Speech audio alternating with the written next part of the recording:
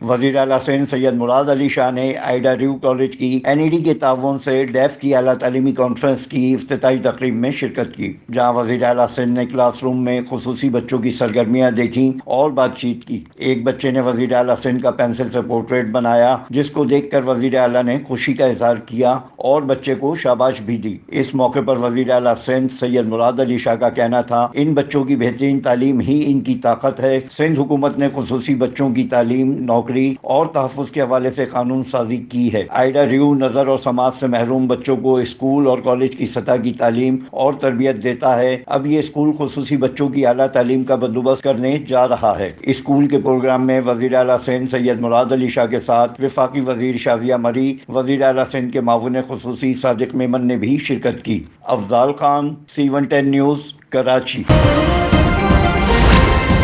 C110 news, خبر کی اصل خبر۔